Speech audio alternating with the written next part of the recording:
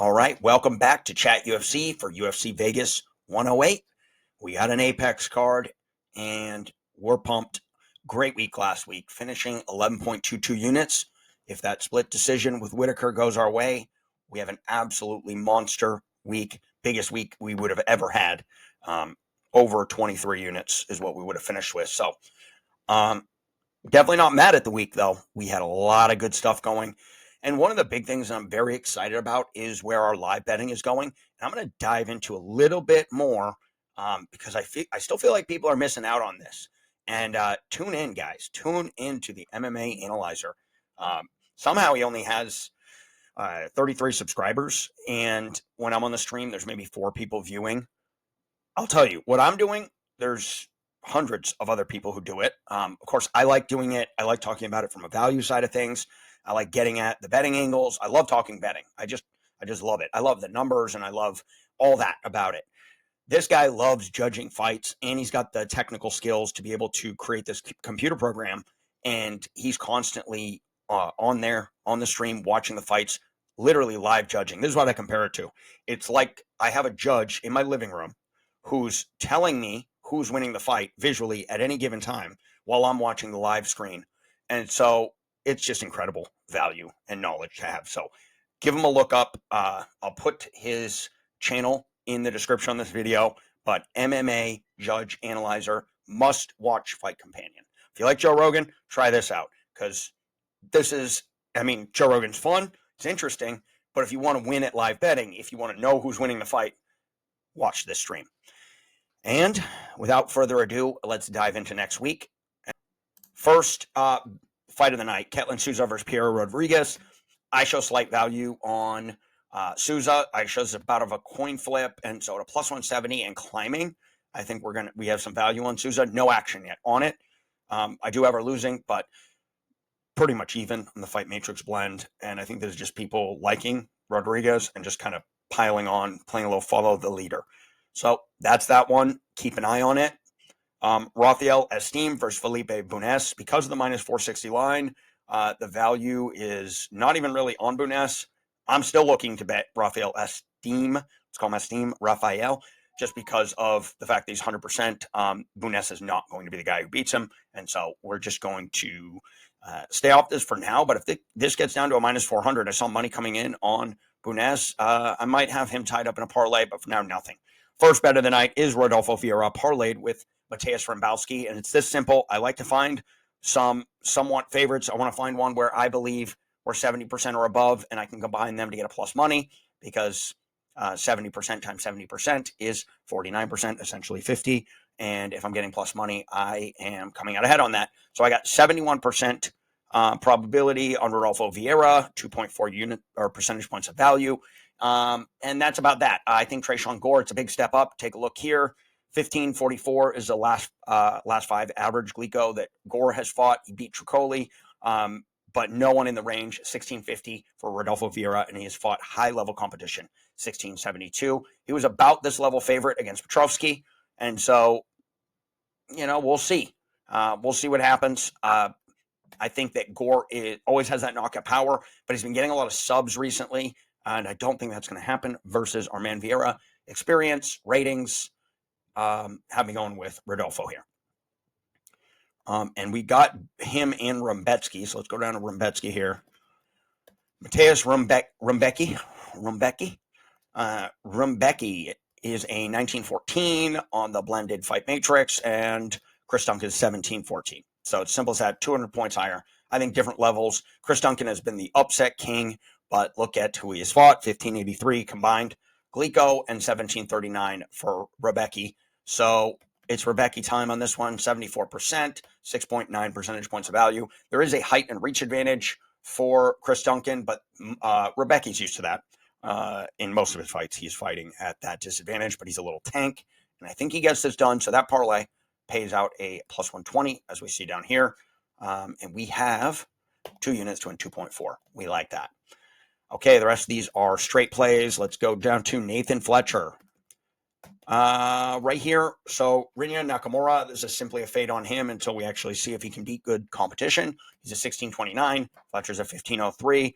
when there's less experience in the UFC, I rate this less, and I do kind of look more at like, okay, who have they fought? Still a slight lean for Nakamura there. Fletcher really hasn't had much in the UFC, but a lot in Cage Warriors, and so he has struggled a little bit with the takedown. That could be his downfall in this fight. I didn't love this bet after seeing all the takedown stuff against that Irish fighter, but let's just look at the projected probability, 36%, 64 for Rinya. So we're getting 10.9 percentage points of value. And I've also been hearing some things a little here and there. Rinya is not quite what we think he is in the UFC. And Nathan Fletcher does need to get a win here. We got him at plus 300 down to a 297. I think that line keeps coming down. It's just going to be one unit on that one. Maybe a live play. Next one here. No action on Pulev and Nick Klein. Pulev has a big reach advantage, but Nick Klein always has a long reach for the division. This is just, though, a 50-50 coin flip. If I can keep getting more money coming in on Pulev, we will bet Klein later on in the week. Vallejo's money came against him. Came in on Danny Silva. Line came down to a minus 425, I think. So we can update this in real time. And what this is telling us is that Danny Silva's height and reach is being factored in here. Like I said last week, there seem to be height and reach bettors, and Silva has a big one on this one. But do not get in the way of the Kevin Vallejo's train. He's higher on the Fight Matrix blend, lower on the competition side. So this one's a little bit of a spooky one. I would stay away just in case, because Danny Silva is not a bum. Dos Santos, Zaleski Dos Santos. I nailed that name, I know. Here's the deal with him. He's inconsistent. And Neil Magny is underrated because he keeps getting beat up by the best fighters in the division. But when you're not the best fighter in the division, he seems to figure out a way. And so, higher on the Fight Matrix blend, higher level competition, about the same record in the last 5 as Dos Santos, which was surprising. Let's look at some of these matchup intangibles. Struggled recently with fading, lost to mid-level competition. Neil Magny is mid-level competition, mid to high. He does not fade. He's faced the top-of-the-line competition, and he is a grinder. I think he can grind this out. Even if he doesn't win round 1, I think he can win round 2 and 3, maybe get a finish. I did not give him any percentage points on the physical metrics and age because they're both old, but he's going to have a huge reach advantage and a huge height advantage. Maybe I should give him a little bit. Either way, 59% chance of winning, projected probability, and sitting over here for Mr. Dos Santos is 41%. At a plus 155, that's a steal. I got Magny at a plus 170 and a plus 155. Actually, plus 175. So we're meeting in the middle somewhere here. 2 units win 3.33 at a plus 167. Nice line movement beater there. If money pours in on Dos Santos, we will bet more on Magny because that will just be a public play. Carol Rosa versus Nora Cornell. I jumped on this early because I just saw the Fight Matrix blend, the difference here, 1520 compared to 1448. Jumped all over Cornell, put 2 units on it. Then we went back a little bit and forth here. Ended up doing the full categorization here where I got the last 5 average Glico. It's significantly lower her competition than Carol Rosa. Now, that does not always mean much. It can matter. And so we have to factor that in. Rosa, though, 40% in her last 5, losing record, 80% for Nora Cornell. This is going to be a stand-up affair. She's a Muay Thai specialist, so she's surging, lower competition, but has looked better. And Rosa has just kind of traded losses back and forth, usually beating the lower level and then struggling against the up-and-comers or higher level due to the fact that she is surging. I gave her a little bit of extra juice here on the physical metrics and age. She has less miles. In the UFC, Rosa's been through wars, and so this just feels like Cornell's going to win, doesn't it? It feels like she's going to be the hungrier fighter, and she's going to figure out a way to win this. And a plus 167, give it to me all day. I think I got plus 165. Slight little bit of value there. Not as much as I originally thought, but 2 units doing 3.3 at a plus 165. Esteban Ribovic versus Elvis Brenner. Strictly a value play here. Ribovic has looked great, but guess what? Elvis Brenner has looked really good against the people in this 1700 range. When he's fought the top level guys, who was he that he fought? He fought that Spaniard. What was his name? Let's pull it up.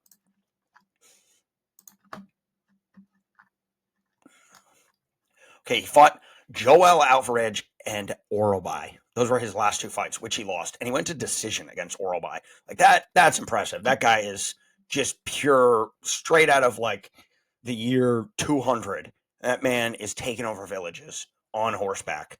Orobai is a beast. And he went to decision against him. He gets TKO'd in the third round versus Joel Alvarez. Most people don't last that long. And then before that, 5-fight winning streak. Krukcheski, Kutadeladze, some other guys I don't know. So let's just call a spade a spade. He shouldn't be a plus 210 against Ribovic. They're right there together. Ribovic should have a slight lean, 54% against 46. Elvis Brenner, too, bigger than we thought. His size is actually bigger than Ribovic, which I was very surprised about. And so, all things considered, give me 13.8 percentage points of value. Take that all day. Brenner, 1 unit to win 2.1 at plus 210. What a steal. They took my Tetsuro Taira Albazi line off, but I'm not betting Taira at a minus 270 off a loss. Sorry, Albazi, don't trust him. This line just seems off, though, but who knows? I'll get to it later once my book decides to put it back on. I know it's weird. I'm doing this whole breakdown with no main event. Honestly, I don't care about the main event in this one. I don't see value just right there on it, and so these numbers aren't even right. I need to go break them down. They need to give me my betting line back, and we'll dive into it. But for now, that's everything we got. Okay, so we're going to do the recap, but first, I want to show you guys something, and it's going to be fun. So let's jump up on the screen here. All right, so here is the MMA Judge Analyzer. This is his scoring system, his scoring live stream. Take a look here, MMA Judge Analyzer. And he starts from the beginning of the card, and he judges for 5 hours and 47 minutes. And so here was an example. First fight of the night. I had Boudet at a plus money, but I watched this stream, and so let's go. We start Marcus Buchecha. So it's scored with a bunch of different criteria. He has a whole criteria that he does as a judge. This is what the other judges are using too. So as the fight's going on, I got mine synced up, and I got my live betting screen up. So I'm watching. Now, first round of this fight, we see a very close fight. Boudet taking a little lead here. About halfway through the first round, what are we seeing? So now I'm going to pause it here. I'm looking at the betting line. I'm going back and forth. Boudet opening a plus, he's a plus 250 at one point. It was plus 209 right before the fight. Right around here, he's still sitting at a plus 180 or so. And so I'm watching this, and I'm going, okay, let's add some more action, because what's told here, we thought Marcus was going to come out and just take him down, game over. Well, look at this. This little box here, this means control time. So Martin Boudet was the one who was able to stuff the takedowns, get some control. And so my main question had been answered in this fight. And I'm still getting a plus 180 live bet. And we're up on the round. So here's the thing. Now as well, Martin Boudet is a decision guy. So I'm thinking this fight looks like it's going to go to decision. I'm up halfway through the first round, looking like I'm going to win the first round. So if I can have 33% of the fight won and still get a plus 180, again, value. And so the numbers just make the decisions move quicker. You can see without having to think. So he's up 9-3. We go through. I think we had a little comeback by Mr. Buchecha here. Really close at the end here. So close. Boudet ends up winning this round, but that's a split round. And I think we were still getting good value here. I think it jumped up because of this, because of that onslaught by Buchecha. I think we were getting nice plus money at that point. We go into the second round, same thing, but Buchecha makes a little takedown here, dominates a little bit here, and takes the second round. So now what are we looking at? We're looking at 1-1 going into the third. Who's been to decisions more? Who's been in the UFC more? Who has shown more cardio? The name is Boudet. Still getting plus money at this point, and we are seeing value. Now, some people might say, okay, well, it's 2-0 for Buchecha, and Boudet might need a finish. But if you were scoring it on the first round, you see, okay, well, it looks like Boudet is going to win that first round, and then Buchecha. Now, I wasn't live betting at this point for the exact reason of going, well, there could be a split there in that first round, and I don't know if they want Boudet to win this fight. So It was a tough one, but I already had the live bet down. And again, I'm just showing you that there are plenty of times where you can see things going on here. Boudet obviously takes over. You can still live bet him here. Now, if he lost the first two, we need that finish. But I think you can pretty much say it's a split decision at worst, and we're going to get 2 out of 3. So at this point, we're locked in, and we're winning this fight. And so at this point, you can keep getting down action and most likely get that cash fairly easily. You'll know who's winning the fight before the rest of them do. And I'm going to show you because there was so much interesting stuff in this one too. Not this one. This was nuts. 83. Significant. I think that was first round. Okay, this one was fascinating. Billy Alencana versus Ibo Aslan. Ready for this, ladies and gentlemen? I had no pre-fight action on this. And the fight gets cooking. I'm going to jump forward a little bit. Okay, fight gets cooking.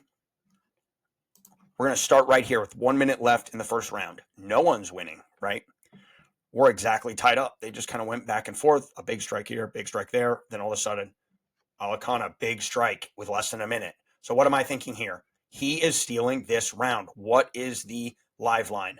Right after this ended, 6-4, I'm still getting a big plus money on Alencana, and we bet it live because most people think it's probably a coin flip. Nope, that was Alencana's round, and the judges agreed on the scorecard. We get to the second round. Who knows? Oh, Alencana takes over a little more. Halfway through this fight, he's banked the first round. He's up 5-0 in the second. All of the commentators are going, oh, we don't know who's winning. And no, this is almost locked in at this point. We're still getting plus money unless Ibo knocks him out or surges, but it didn't look like he was surging. You can almost lock this one in at this point. Hang on, Billy. Get us a second. We're up 2-0. Moving on. Don't matter what happened in the third. So we end up here with a nice plus money bet. 7-3. Clear 2-0. Billy Alencana. The thing with the announcers is they are not scoring the fight. So if you're just eyeballing it, it's like, yeah, both guys didn't really do much. But someone has to win. Let's talk about that. Someone is given. It doesn't matter if you beat the guy up like Mr. Wynn did the fight before with 83 points, or you get 7 points against the other guy's 3. What do they say? A win is a win, and a win is a round. And you need 2 out of 3 of them. And it don't matter how you get them. It's not a beauty pageant. We are here to make cash money on the live lines, and we're getting plus money at this point. It's a steal. So all I'm trying to say is, guys, start using this tool. I'm using it. If you want to follow my live bets on Twitter, great. Or you'll see me in the chat yapping about live lines at a plus 240. Looks like he's up 2 rounds. Hammer it. So jump in the chat. I'm sure it'll be great. I mean, I want this thing to blow up, but I also want us to, have a little edge here when it comes to knowing what's going on.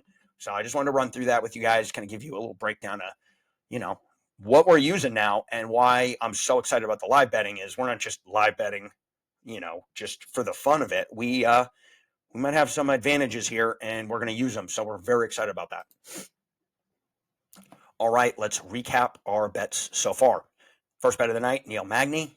We got 2 units to win 3.33 at a plus 167. Nora Cornell, 2 units to win 3.3 at a plus 165.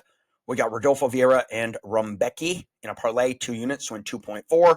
We got Nathan Fletcher, 1 unit to win 3 units. And we got Albus Brenner, 1 unit to win 2.1 units. Total 8 units on the board so far. We'll have more. Didn't have a Friday face-off recap last week because I didn't see much of anything. Everything stayed the same. If nothing changes, I'm skipping it. If I see some spots where we're going to add, I'm going to jump on the mic and we're going to have a quick video and add in our bets, throw out our recap. But as of right now, this is our betting card. And we're very excited about this event this week specifically.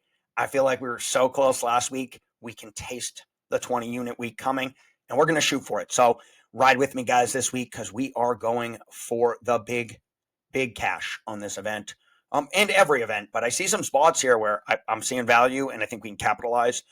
Nora Cornell, Magny especially, Brenner I really like. It's not a guarantee, but Magny and Cornell I think are better than their opponents, and I love the parlay with Vieira and Rebecca.